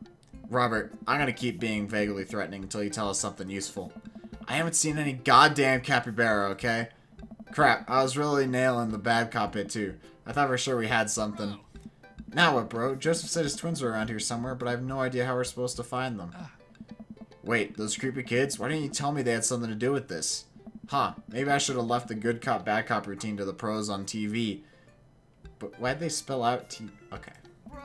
Yeah, Robert, bro, do you know where they are? I do. A lot of people underestimate the senses of the man who broods. I saw them lurking around here a little while ago. Where'd they go? Hey. Ran into the woods. I'll be careful, though. I don't trust them. I don't trust them either, dude. They're creepy as hell. Then again, I don't trust anyone. Not even you guys. Not even that baby. I take that back. You're an old soul, kiddo. I don't know how you guys don't like Robert. Robert's funny. I like this guy. Thanks for your help, Robert. The woods. Go deeper into the woods. I stare into the depths of the forest. Who knows what could be in there? Are you prepared for what we might face in there? Yes. I'm ready, partner, bro. You? Nope. But if it gets River to stop crying, I don't care. Let's do this. We start down the path into the woods, keeping our eyes and ears peeled for any sign of Arnold. There are no squirrels or birds anywhere. The silence is unsettling. The sun could barely peek through the canopy. It's colder here. He is a strange boy. Suddenly, we hear voices. I want to do it. You got to do it last time. Craig and I come to a clearing where we find Christian and Christy kneeling over something. Stop right there. Hey. And put your tiny hands where we can see them. Christian and Christy just stare at us. You heard the guy. Put your hands up. We're kind of in the middle of something here. Yeah, can you come back later? What are you kids doing? Cutting stuff up. My heart is pounding. Is this the end of the line? I step closer. I can't believe what I'm seeing. A pair of safety scissors lies in the dirt, and it's Arnold. What have they done to him? Oh no. Hey. Arnold! Gil! You heard the baby. Hand over the capybara. No fair. Finders keepers. No, not finders keepers. That's our property and you've desecrated it. God damn it. Well, how can you prove it's yours? Yeah, it doesn't have your name on it. Actually, it does. See on the foot there? Christy looks at the foot. I can't read. Craig looks at me. Oh, man. I'm so done with this, bro. There's no use arguing with them. River sniffles. Craig looks exhausted. I gotta get her home or she's gonna have another meltdown. Let's brunch some other time, yeah? Ah, well. We tried my hardest. Or our hardest. Head back to the cul-de-sac alone and head inside the house. God, I'm ready for a shower, a gallon of water, and a nap. I bet Amanda's still asleep. I crack open the door to find her still in bed, sleepily scrolling through her phone. Maybe I should have, Meowmix. Well, no, but I wouldn't have known to look for the kids if I hadn't gone to the playground first. Morning. Afternoon, actually. Right. How was brunch? Well, we had a good time with the run part, but we didn't make it to the rest of the portmanteau. Huh? To brunch. We didn't make it to brunch. Somehow we lost River's toy capybara on our run. Capybara is... Dad, don't patronize me about giant rodents. I know. Sorry. Anyway, we figured out that Joseph's creepy twins had something to do with it, but we never got to the bottom of it. We actually cornered the kids in the woods and found what was left of the toy, but we couldn't convince them to give it back. Maybe if we'd had a smoking gun. I mean, evidence, not a literal gun. So the run went well, though. I was a little worried about your endurance. Yeah, it was rough at first, but it ended up being a piece of cake. I actually feel pretty good. My legs give out. I found myself on the floor of the hallway. I'm just gonna hang out here for a while. You take your time getting up. It is, Willie.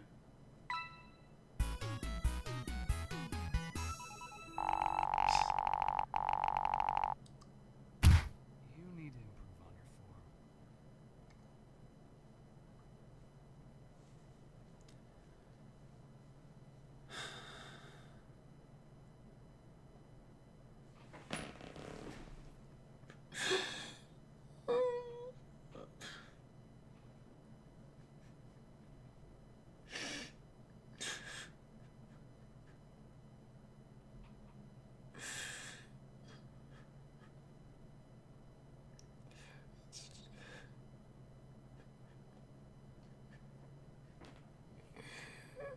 I'm okay. I'm not crying. I'm fine. I don't even know what I did wrong. Welcome. You've got dads. It's not okay, Bricky. It's not okay. I got a C.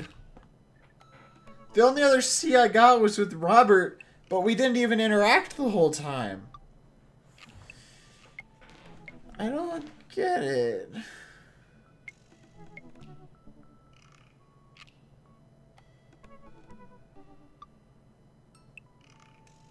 Oh, that does make me feel better, Meowmix. Alright, I could do one more.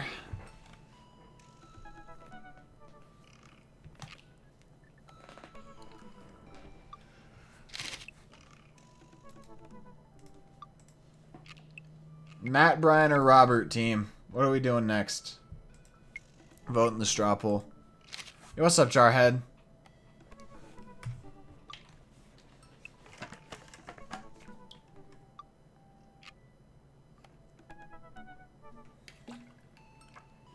We're not fucking any of the dudes.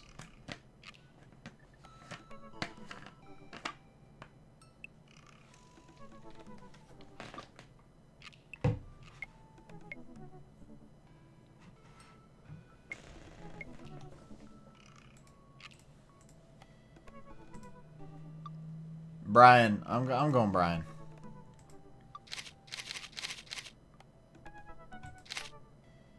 I can't make you any promise. Was disturbed. How were you disturbed? We fucked Robert on the first night. That didn't count as a date fuck though. That was just a quick little hookup. Brian is a nice dude. No, we didn't fuck Robert on the first date. Robert didn't talk to us on the first date. We fucked Robert before we got on Dad Book. Oh, I have a message from Brian.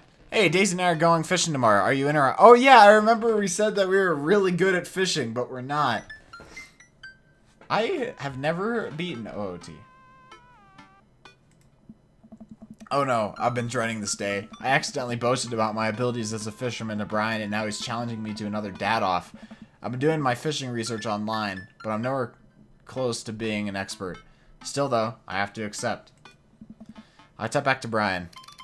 Sounds great, man. Super excited to catch all those fish. And my lawn could see another good mowing. Could use another good mowing. Oh, yeah, because last time the loser had to mow a lawn. I fucking nailed that golfing game, dude.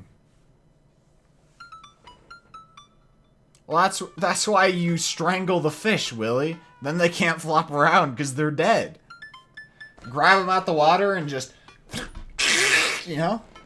And just eat it. Raw. The grind. That'll show them. And before it means it's like, that'll happen. Or like, this is gonna happen. Dude, I don't know how to define it before. Someone else do it. Brian responds back, letting me know that tomorrow he'll pick us up at an hour I'd previously forgotten existed. Man, that's gonna be a rough start. Good luck on the Lurkin, Chid. Eat pant.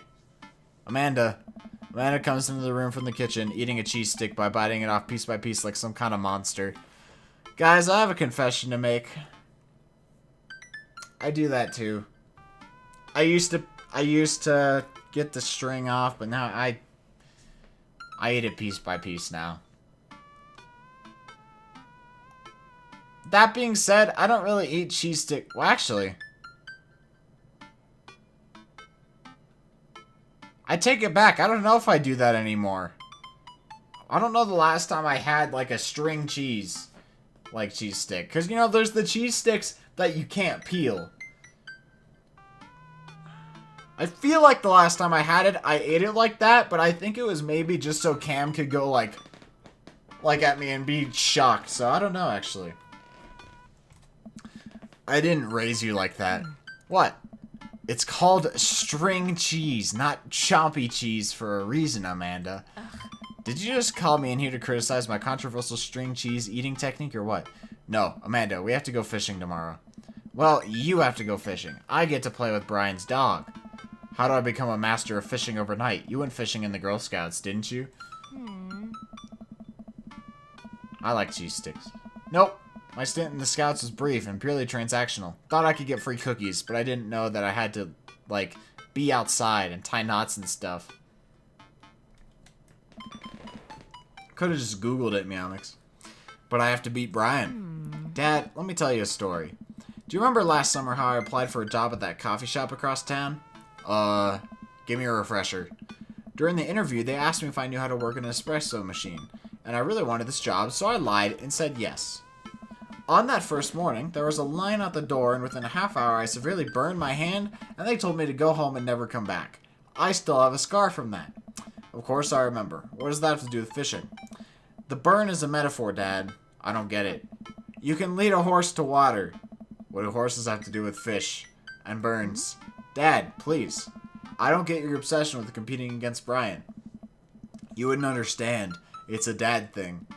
Please try explaining it to me. Okay. Brian's he just thinks that he's so much better than me, and he purposely reminds me of that whenever he can. It's like he has to one-up me. I have to beat him at his own game. Is that what you think is happening here? No, Amanda. Okay, good. I know that's what's happening. Alright, Pops. We should both be getting some sleep. See you in the morning. Night, Panda. I brushed my teeth, throw on some pajamas. I climb into bed, set my alarm, and close my eyes. Okay, sleep. ... I am wide awake. I can't help but think about the last time I went fishing, hoping that there's something I can glean from it to give me an edge over Brian. I was about 9 years old. My dad woke me up one morning, told me to get dressed and meet him downstairs. It was still dark out. I had no idea what was going on, but before I knew it, we were both alone on a freezing cold lake. I had to sit there for hours while it got hot and muggy, the air thick with bugs. I picked up mosquito bites while my dad sat in stony silence, fishing pole in one hand and a beer in the other. We didn't catch anything. I was only 9 years old. Shrek is love. Shrek is life. On the long drive home, my father brought me a pack of cigarettes and didn't say a thing. ...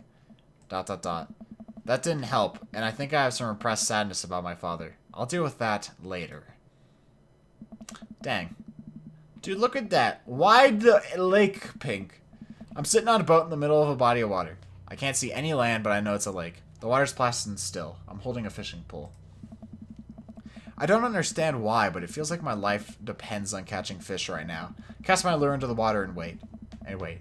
And wait. My whole being is filled with hopelessness as I watch the line disappear into the depths below. I think we're dreaming. Used the wrong lure. I look up and see my father, just as he looked that one cold morning. Disapproving. I'm panicking now. I pull the lure up and try to grab a different one, but all the lures in my tackle box are the exact same. I look up to my father for guidance, but he's gone. I try casting again, but I can't hold my footing. My boat tips over and I fall in the water. Sinking further and further, I see the multitudes of fish that had been lying just below the surface, all swimming around me as if to taunt me. One fish swims up to me. He has Brian's eyes. You gotta use a neutral buoyancy lure if you're trying to catch trout, buddy. Jesus Christ, dude.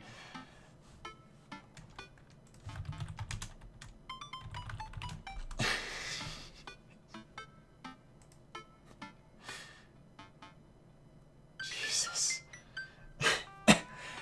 Oh my god, I'm never playing this. I jolt awake to the sound of my alarm. It's fishing day. That would explain the weird dream. I groggily slip on my clothes and get ready. I spot Amanda's door half open and see her still curled up in a mountain of blankets. Walking over to her bed, give her a tiny kiss on the forehead. Fishing day, kiddo. You ready? No. Well, you gotta get up. I can't do this without you. Also, stop sleeping in your clothes. Amanda pulls her comforter over her head. Never. Amanda, I'll get up in a minute. Alright, Brian should be here in 20, so you better not just go back to sleep. Amanda sticks her head through the blanket to wave me away. Or her hand through the blanket to wave me away. I leave her room and make myself some coffee and another cup with lots of cream and sugar for Amanda whenever she gets up. Just put water on them, Brookie. Easy. Amanda eventually wanders in and chugs her coffee while I do word jumbles. I hear the doorbell ring. That must be Brian. Still rubbing our eyes, we walk outside to see Brian. He's decked out in fishing gear. Daisy's fallen asleep next to him. That's not fishing gear. Early bird gets the worm, buddy. You ready to fish? I was born ready. My eyes narrow in on Brian. It's a good day to die. What the hell? Hop on in, guys. Let's get this fishing party started. I walk over to the driver's side door and open it. I mean, you're right, Meowmix. You just have to be brave enough. Woo, woo! Brian's dog immediately hops on into the driver's seat, wagging his tail furiously. Can I see your license, sir? Maxwell, let's snugly sit. Maxwell obediently hops into the back to cuddle with Daisy. Amanda settles in next to Maxwell and Daisy and immediately falls asleep. You ready for an adventure? I'm ready for glory. I struggle to stay awake as we drive to the outskirts of town. Country music plays quietly from the radio as I watch trees pass by. This is our car, not Brian's car. So where exactly are we headed? It's about an hour north of here, a little spot I've been going to since I was a kid. My dad used to take me there all the time. I don't think anyone else knows about it. I brought everything we need so we can catch some trout, have a nice little fire, and enjoy the nature. See, Brookie, I think it was more of a whole do or die kind of thing. Like, we're gonna destroy Brian or something. My fishing pole is in the shop, getting it tuned up. Do you maybe have an extra I could borrow? But of course, it's probably not as nice as it sounds like yours is, though. My fishing pole is in the shop? What does that even mean, dude? Right. I am digging a hole here. I stare out at the forest lining the highway. The sun is just barely over the horizon, scattering dusty pink light through the trees. For a split second, I spot a deer grazing on the side of the road before it leaps back into the brush.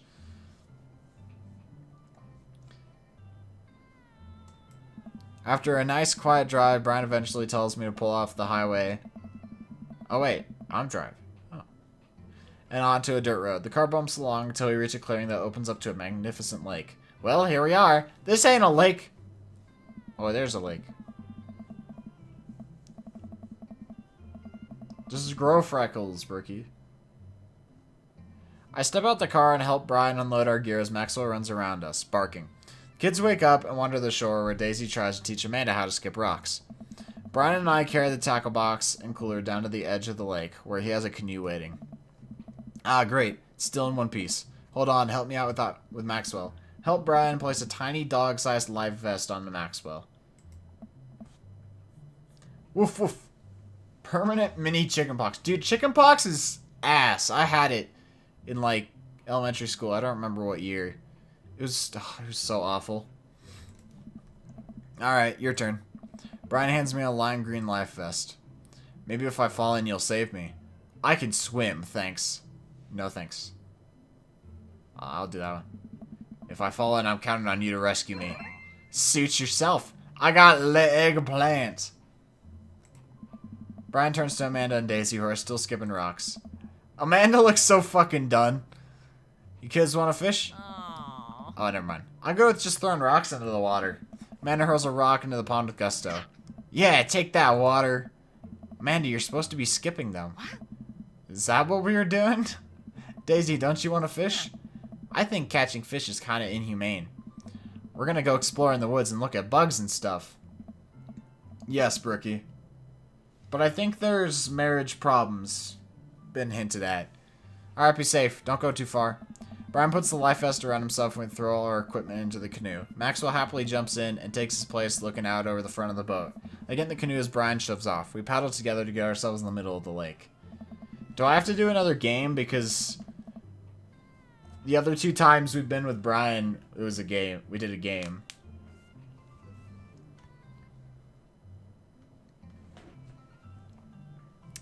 Most freshwater fish usually feed at dusk and dawn, which is why I had to get you up so early.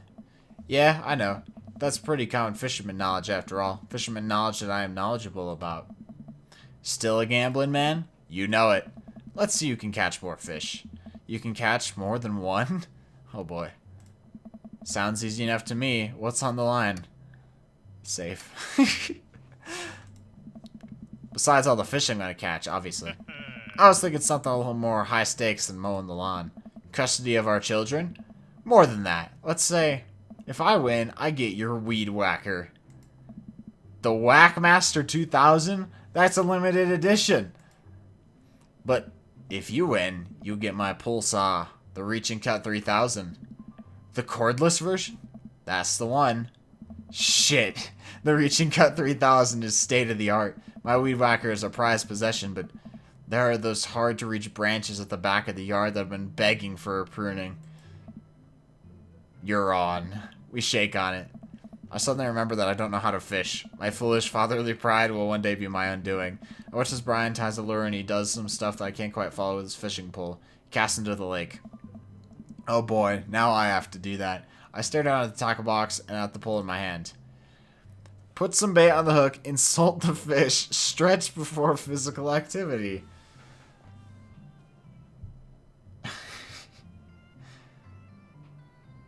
Stretch. Because I'm such a pro fisherman, I anticipate a lot of quick physical movements over the course of this fishing session. To prepare for such activities, I will now stretch my body so that it is limber and ready for battle. That's very responsible of you. I do a few quick calf stretches, some bicep pulls, and crack my neck several times.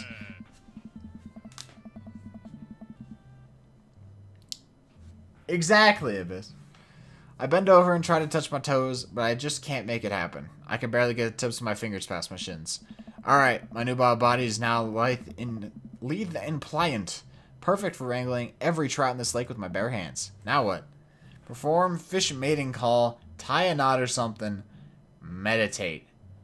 I feel like if we meditate, he's gonna pick up on the fact that we don't know what we're doing. Tie a knot. I take my pole and try an elaborate looking knot to impress Bride. The classic hunter's bend. I learned that one in my youth. Yup, this one isn't coming apart anytime soon. With this knot, I will cast my heavenly line upon the unsuspecting water and deliver unto us a bountiful harvest. Look over to Brian. He doesn't seem to be paying attention. Let's cast this sucker. Pull my rod back and launch the lure as hard as I can. And the lure flies off the line and sails far, far away, landing in the lake with a loud sploosh. Sorry, I judged the wind speed wrong. This cold air drives the pressure down. Go ahead and take my pull. I know it's hard switching to a new pull when you're not used to. You're not too used to. I'll fix up another lure.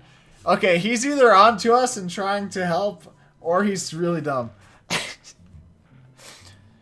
Brian hands me his pull with a smile and I just sit there feeling like an idiot. Always carry pocket. Oh my god. Oh my god. Fishing around here is easy. They group up. All you gotta do is line up 3 of the same species and reel them in. Yo, it's Honey Pop. Match 3 of the same species? I can't tell which fish is which. Match that fish. Catch of the day. Match of the day.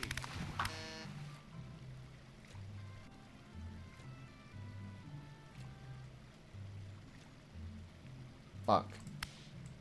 Nice catch. This is so hard. What the hell?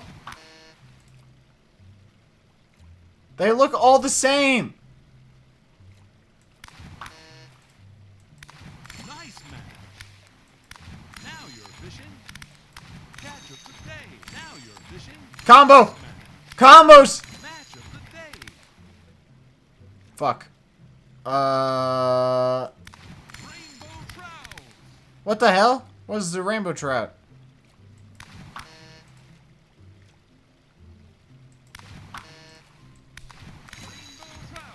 Another rainbow trout. Okay, we gotta get it over. Match of the day. Now you're fishing. Match of the day. Now you're fishing. Catch of the day. Rainbow trout. Rainbow trout. Catch of the day. Alright, guys. Nice catch. Now you're fishing. Match of the day.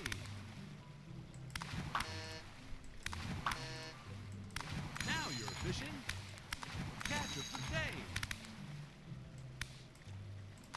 Nice match. Wait, no! I killed them! Ah! What did I do? Rainbow trout. Now you're fishing. Match of the day. Nice match. Nice catch.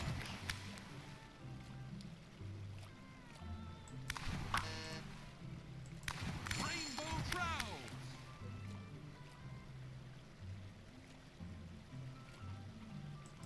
Now you're fishing. Oh!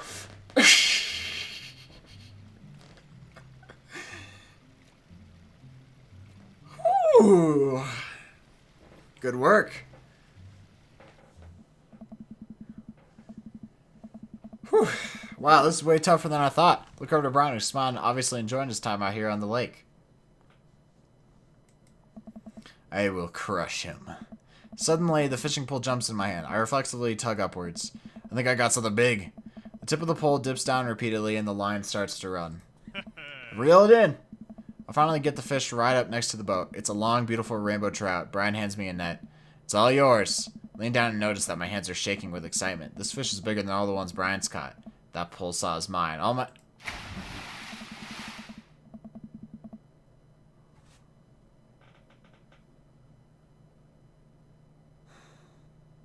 God damn it.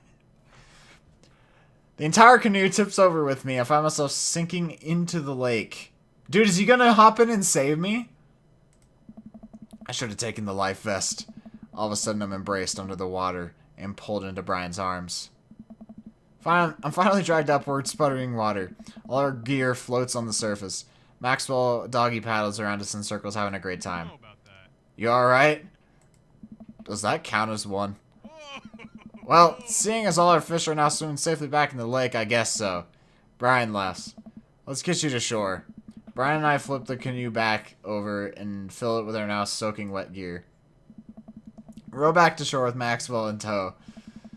What? Ooh! Was not expecting that, my dude. Once we get to the beach, Maxwell darts off into the woods. Brian takes off his shirt. There's dots of lake water glisten in the sun across his strong back. Man, all that general contracting must have built that guy like an ox. ... I hope he doesn't notice me staring. I'm gonna get a fire going so we could dry off. Wanna hand me yours? Yes, okay. He naked? Nah, he got pant. I reluctantly take off my own shirt and toss it to Brian. I suddenly wish I had done more sit-ups in my life. Or any sit-ups at all, really. Another thing you've bested in me, stupid, sexy Brian. Might as well fry that shirt up. Seems like it's the only lunch we'll have. The day's young. We can fish from the shore. Once Brian gets the fire going, I sit and try to dry off my pants. Brian sets a couple lures out by the water's edge. We're probably going to have to put the kibosh on the competition for now. Until another day. My stomach growls. Okay. You hungry? Oh, I'm fine. Brian reaches into his cargo shorts and pulls out a few granola bars. I have a small child. I am flushed with snacks. Brian joins me by the fire and I accept the cargo short granola. Remove a pant. And now, we're back to waiting. Where did the girls get off to? Shouldn't they be back by now? I wouldn't worry about it too much. They're a couple smart kids. That's what I'm worried about. They're too smart. They've probably established a small rural government by this point and installed themselves as leaders. I take a look around at the sun cresting the tree line, casting the entire lake into a warm golden glow. The forest seems to be coming alive now. Birds chirp in the distance. Wow, nature's beautiful. I found a capybara. A mosquito bites me. I slap my neck and curse. Nature sucks. Here you go, bud. Brian hands me a bottle of bug spray. I begrudgingly take it and douse myself. Ugh, I've always hated how this stuff smells. Really? I always kind of liked it. Reminds me of being outside. Maybe you and I have different sentiments on the outdoors. Maxwell comes bounding up to me, a huge stick in his mouth. He drops it at my feet and looks at me expectantly. Throw the stick towards the woods. Fake out throw! Break the stick in half to assert your dominance. The second two are mean, dude. I'm gonna be nice to the dog. I hurl the stick as hard as I can toward the tree line. Maxwell bolts after it, running as fast as his stubby little legs can carry him. Which consequently is not very fast. It's very cute though. Nice throw, Snuggly. I turn away so he can't see me blush. Maxwell brings the stick back to me, clearly proud of himself. Good boy, Maxwell. You're a very good speedy boy. You're the world champ of fetch. It's time for the pets. What's the plan? Bud pats never fail. Scratched on his ear. Rub that belly. Rub that belly. Maxwell rolls over and lets me rub his belly. He wiggles on the grass, clearly loving it. I feel like a bit of a third wheel here. Where are my belly rubs? Aha. Aha. I'm so flustered I can barely say anything. I just focus on petting Maxwell and hope Brian doesn't notice how much I'm sweating. While I'm playing with Maxwell, fish began routinely pulling on Brian's lines. I watch Brian effortlessly fillet the fish, squeezing a bit of lemon on them and frying them up in a cast iron pan. Before we know it, we have a feast fit for a couple of shirtless dudes. Man and Daisy emerge from the woods looking totally unscathed.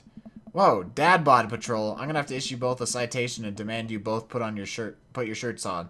There are children present. No.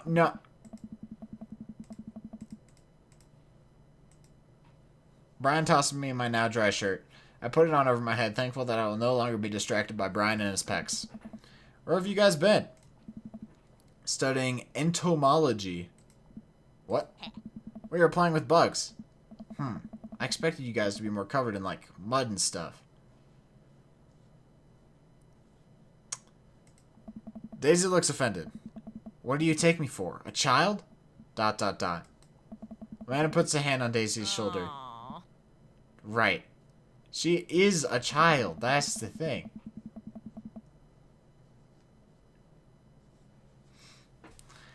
We take a seat around the fire and Brian serves us all generous piles of fish on paper plates. It's absolutely delicious. Why does he have to be good at everything? Fish taste okay? Daisy and Amanda both nod furiously, mouths full of fish. I hate fish, dude. It's incredible. I've never had fish this good. ... Yeah, it's great. Old Hardin family recipe. Why are your pants wet? Well, Amanda, we were out there on the lake and then I accidentally tipped over that boat. Don't worry. All the gear floated to the surface so we didn't lose anything. Right, Snuggly? Alright. Yeah, that's exactly what happened. I can't believe he just covered for me. Gosh, he even out-humbles me. He's trying to beat me at everything, including my world-famous sense of humility. We finish our fish and end up playing catch with Maxwell for a little while before we decide to head out. Is suck the dick RPG.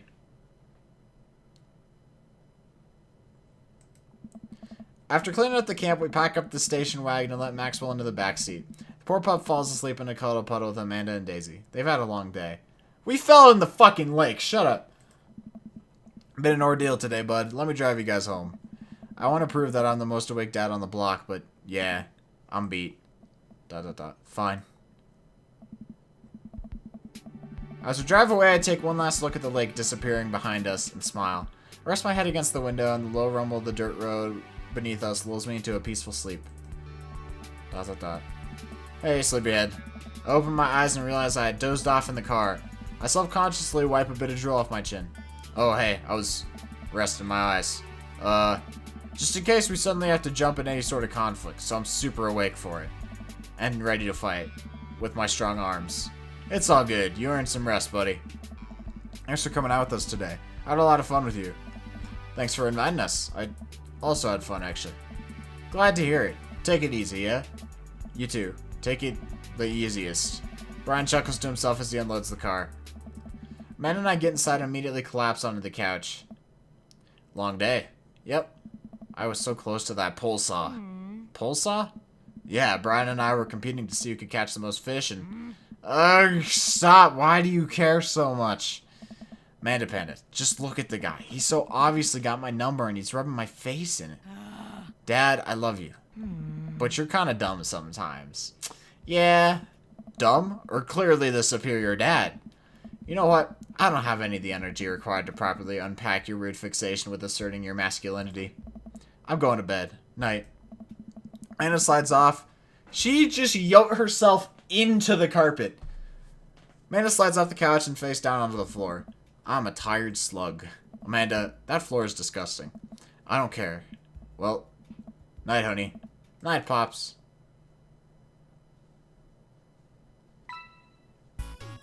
I think that went pretty well.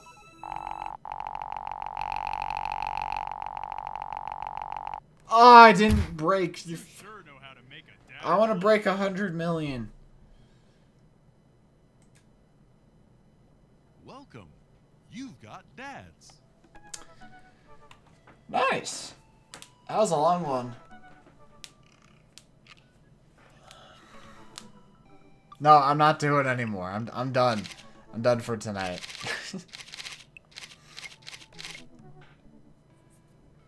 Maybe I'll play more tomorrow.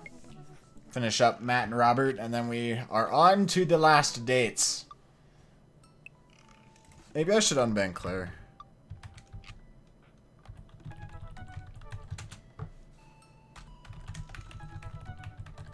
No, I can't, RPG. I can't keep going. Anyway, I'm ending the stream here. Thanks for watching, everyone. Sorry that I got, like, angry at the curb earlier, but I'll probably be playing more curb tomorrow. Or Mario. I'm not sure. We'll see. But yeah, thanks for watching. Hope you guys enjoyed. Man, people really don't like Matt, apparently. I like Robert more than that. But yeah, thanks for watching. I love you guys. Have a nice night.